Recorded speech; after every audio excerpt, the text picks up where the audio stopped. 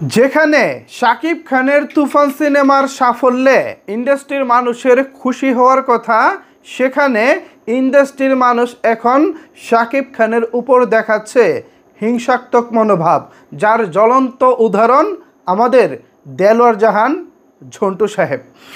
তুফান সিনেমার রিলিজের ঠিক আগ মুহূর্তে সাংবাদিকদের উপর চড়াও হয়েছিলেন এই ঝন্টু সাহেব। কেন সাংবাদিকরা ঝন্টু সাহেবের কাছে শাকিব খান সম্পর্কে জানতে চেয়েছিলেন, এর পাল্টা জবাবে ঝন্টু সাহেব সাংবাদিকদের এক হাত নিয়ে বলেছিলেন, এই মিয়া, আপনারা এত সাকিব সাকিব করেন কেন? সাকিবের মধ্যে কি পাইছেন? তার বলা সেই কথা, তার অঙ্গভঙ্গি খুবই দৃষ্টিকটু ছিল। পাশাপাশি আমরা যারা শাকিব খানের ফলোয়ার, শাকিব খানকে ফলো করি, আমাদেরও তার ওই বাচনভঙ্গি খুব খারাপ লেগেছিল। কিন্তু আমি পার্সোনালি ওই সময় তার এই কথার কোনো প্রকার কোনো কাউন্টার দেইনি, কোনো প্রকার কোনো কথা বলিনি। আমি অপেক্ষায় ছিলাম সুসময়ের, আমি অপেক্ষায় ছিলাম তাদেরকে পাল্টা জবাব দেওয়ার মতো যথেষ্ট তথ্য প্রমাণ নেওয়ার জন্য। অবশেষে আমার কাছে সেই তথ্য প্রমাণ চলে এসেছে। এই মুহূর্তে আমি জোর গলায় বলতে পারি, সাংবাদিকরা কেন সেদিন সাকিব সাকিব করেছিল। সিনেমা রিলিজ হয়েছে আজ প্রায় 6 দিন হয়, মানে ঈদের দিন থেকে আজকে 22 জুন, জুনের 22, আজকে প্রায় 6 দিন হয়েছে। এই 6 দিনে তুফান সিনেমা বক্স অফিসে কী পরিমাণ ব্যবসা করেছে, তুফান সিনেমা দেখার জন্য দর্শকরা কী পরিমাণ সিনেমা হলে ভিড় করেছে, আপনাদের নিশ্চয়ই এই বিষয়গুলো অজানা নয়। এবার আমি দেলোয়ার জাহান ঝন্টু সাহেবকে বলতে চাই, আপনি এবার চোখ কান খোলেন, একটু চোখ কান খুলে সিনেমা হলের দিকে তাকান। কেন সাংবাদিকরা সেদিন সাকিব সাকিব করেছিল তার প্রমাণ নিশ্চয়ই এবার আপনারা পাচ্ছেন। যদিও শাকিব খান বিগত 25 বছর ধরে তিনি তার সেই প্রমাণ দিয়ে যাচ্ছেন, ঈদ কিংবা ঈদের বাইরে যে কোনো সময়ে সিনেমা রিলিজ করে শাকিব খান হিট করেছেন এবং দর্শকের ভালোবাসা পেয়েছেন। কিন্তু দেলোয়ার জাহান ঝন্টু বলেন বা ইন্ডাস্ট্রিতে যারা বয়োজ্যেষ্ঠ রয়েছেন তারা বলেন, এই মুহূর্তে এসে তারা কেন জানি শাকিব খানের নামটা এখন শুনতে পারে না। হয়তো তাদের মনে একটা অ্যালার্জি রয়েছে, তাদের পুরো শরীরে একটা অ্যালার্জি রয়েছে। শাকিব খান কেন তাদেরকে ছাড়া সাফল্য পেয়ে যাচ্ছে? এটা তো হওয়ার কথা ছিল না। শাকিব খানের তো উচিত ছিল তাদের পায়ে পড়ে থাকা, তাদের পায়ে পড়ে থেকে তারপর সাফল্য অর্জন করা। তা না হলে ঝন্টু সাহেবরা কি খেপতেন? কখনোই খেপতেন না। এটাই উচিত ছিল ভাই। শাকিব খান, আপনি ভুল করেন ভাই, আপনার উচিত এনাদের পায়ে ধরে পড়ে থাকা, তা না হলে তো আপনার সিনেমা সাফল্য হবে না। আপনি ভাই কাজগুলো ভালো করেন না, সংবাদ সম্মেলন করেন, বিভিন্ন প্রোগ্রাম করেন, ঝন্টু সাহেবদেরকে কেন ডাকেন না? তাদের তো মনের ভিতরে অনেক কষ্ট, অনেক জ্বালা।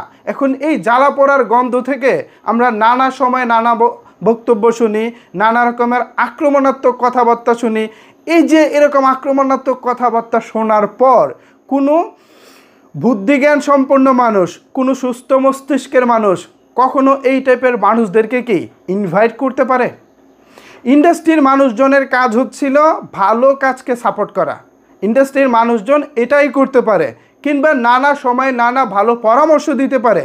কিন্তু ডিরেক্ট শাকিব খানের এগেনস্টে দাঁড়িয়ে শাকিব খানের সিনেমাকে নিয়ে অপপ্রচার করবেন, পাশাপাশি শাকিব খানকে এক হাত নেবেন, আবার ভাববেন এই শাকিব খান আপনাদেরকে ইনভাইট করব।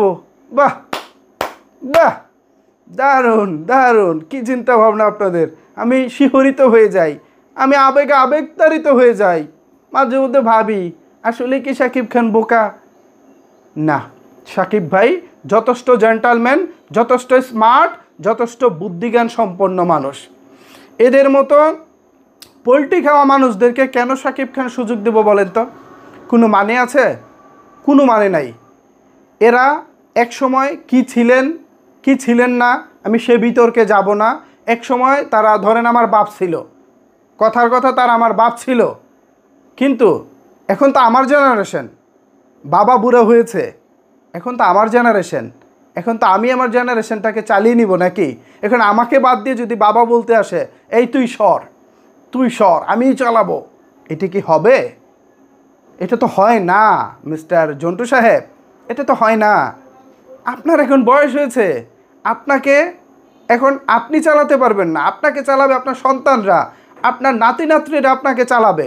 এখন তাদের জেনারেশন, এখন এইটাকে যদি আপনি ইগনোর করে যদি বলেন না মুই কি হনুরে আমি তাইলে তো হবে না মিস্টার জন্টু সাহেব।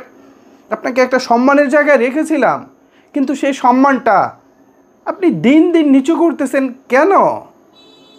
আপনাকে নিয়ে কথা বলি আমরা, আমাদের কাছে এটাও অহেতুক মনে হয়, কিন্তু দেখেন আপনি যেসব কথাবার্তা বলেন সেই সব কথাবার্তার যদি কাউন্টার আমরা না দেই তাহলে বিষয়টি কেমন জানি একটা মানে জমে ওঠে না আর কি। তো সেই জমে ওঠার বিষয়টির জন্য কিন্তু আমাদের ওই কাউন্টারটা দিতে হয়। তারপরে যদি আপনারা শুধরান, অনেক হয়েছে, এবার অফশোরে চলে যান। ইয়াং জেনারেশনের যেসব ডিরেক্টর রয়েছে, নতুন দিনের যেসব ডিরেক্টর রয়েছে, তাদেরকে সময় দেন। তারা আমাদের চলচ্চিত্রকে নতুনভাবে নতুন আঙ্গিকে বিশ্ব দরবারে ঠিকই তুলে ধরতে পারবো, যার উদাহরণ আমরা সাম্প্রতিক সময়ে অনেকবার পেয়েছি, যার ফলও আমরা পেয়েছি, যার প্রমাণও আমরা পেয়েছি, সব কিছুই পেয়েছি। তো এমতো অবস্থায় আপনারা প্লিজ অবসর নিন।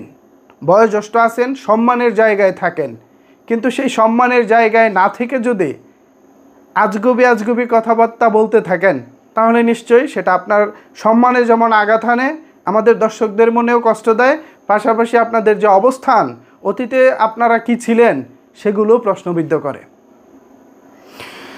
আমার খুব হাসি পাচ্ছে এই ঝন্টু সাহেব যাদের দলে রয়েছেন, যাদের কথা শুনে তিনি এসব কথাবার্তা বলেন, তাদেরও পতন অনিবার্য।